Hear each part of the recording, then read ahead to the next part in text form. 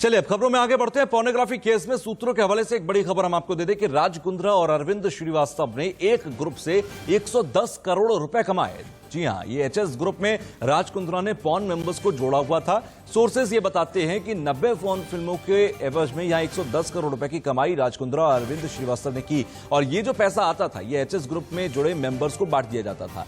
तो सोर्सेज के हवाले से एक खबर है और ये अगर खबर तमाम एजेंसी जब इस पर जांच करेंगी, इसके जब सबूत हाथ लगेंगे तो आने वाले समय में राज कुंद्रा और अरविंद श्रीवास्तव दोनों की मुश्किलें बहुत ज्यादा बढ़ने वाली हैं। तो कुंद्रा कांड के बाद कई मॉडल सामने आई हैं। अभिनेत्री और मॉडल पूनम पांडे ने भी राज कुंद्रा पर कई आरोप लगाए हैं। आप सुनिए। Getting a lot of questions these days to define pornography and erotica. Though I am not qualified enough to give that definition, but yes, I do understand nudity because I have done nude photo shoots.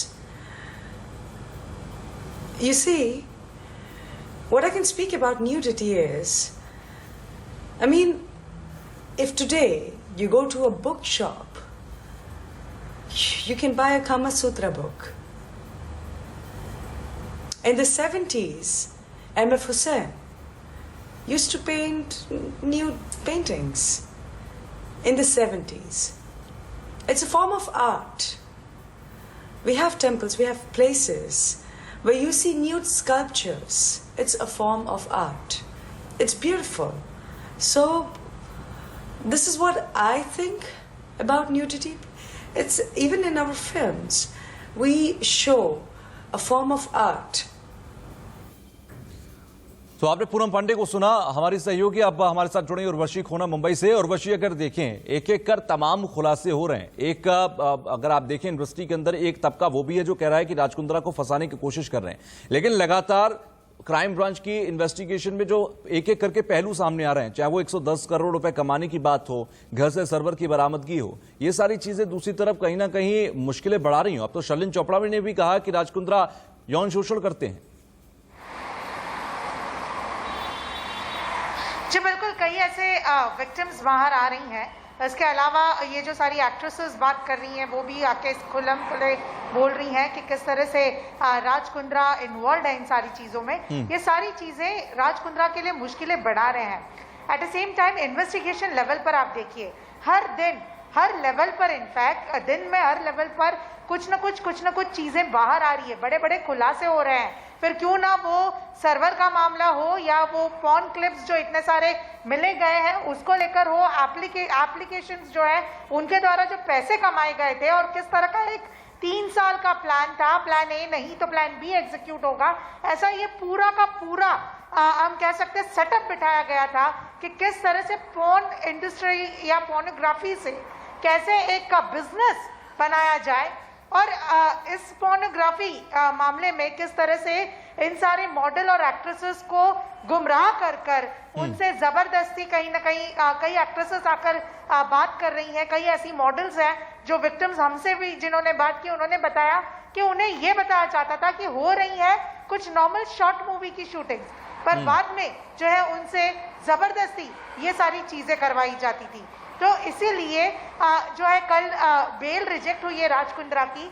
Court में ये बकायदा बताया गया कि राज कुंद्रा एक active member है इस पूरे केस में और इसलिए उन्हें बेल नहीं दिया जाए। अगर बेल दिया जाएगा तो मसल और मनी पावर से कई विटनेसेस जो है डर जाएंगे, एविडेंसेस टैंपर होंगे और इसीलिए जो है उन्हें बेल नहीं दी जाए।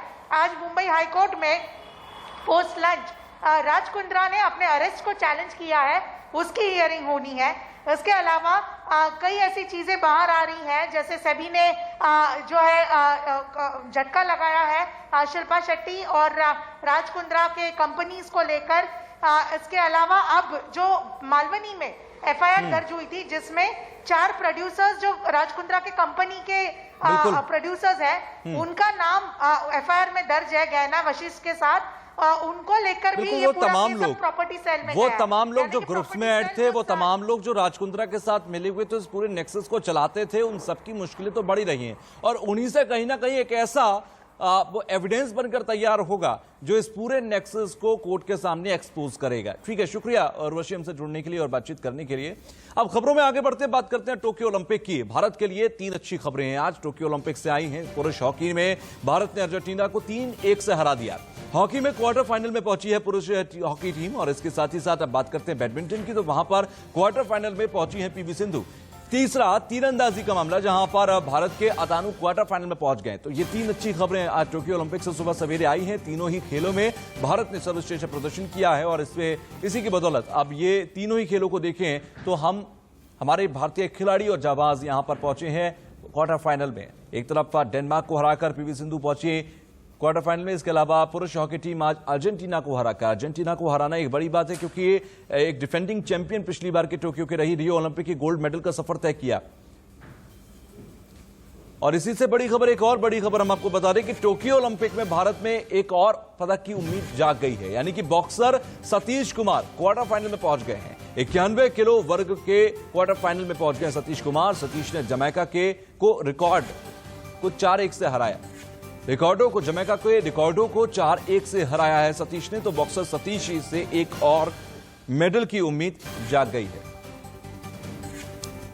तो इसी के साथ एक छोटा सा ब्रेक के बाद भी खबरों का सिलसिला लगातार जारी रहेगा।